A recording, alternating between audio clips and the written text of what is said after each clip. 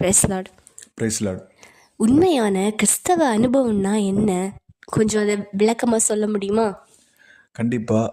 கிறிஸ்தவ அனுபவம் என்பது ஆண்டவராகிய இயேசு கிறிஸ்துவ நமக்கு வைத்து சென்ற அடிச்சுவடுகளை பின்பற்றி வலதுபுறமோ இடதுபுறமோ சாயாமல் நேராக அதை பின்பற்றி நடப்பதே கிறிஸ்தவ அனுபவம்.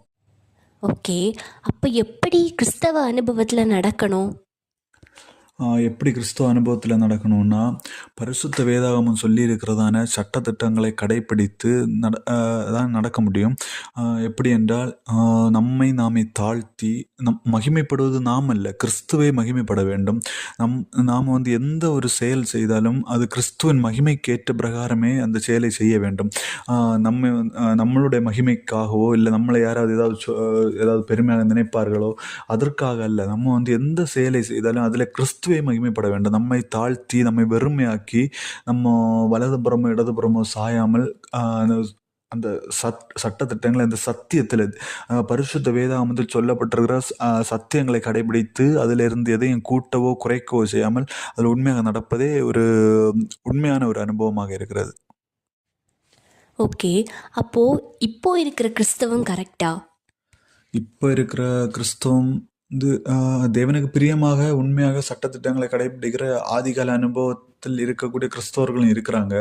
அதே சமயம் வேதத்தை நமது செல்ஃபோன்கள் எல்லாம் வரும் இல்ல, மாதத்திற்கு ஒரு அப்டேட், அது மாதிரி வேதத்தை தனக்கேற்ற பிரகாரமாக அப்டேட் செய்து தனக்கு எந்த வழியில் நடப்பது எளிமையோ அந்த வழிக்கேற்ற மாதிரி அதை வடிவமைத்து வேதம் இப்படித்தானே சொல்லுகிறது அப்படி என்று தனக்கேற்ற பிரகாரமாக அதை புரிந்து கொண்டு அப்படி அநேக பேர் நடக்கிறாங்க.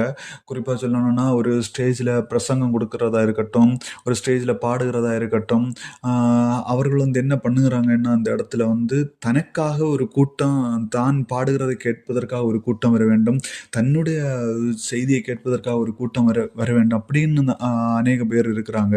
எல்லாரையும் சொல்ல முடியாது, அநேக பேர் இருக்கிறாங்க. அந்த இடத்துல தானே மகிமைப்படுகிறார்களே தவிர தேவன் மகிமைப்படவில்லை.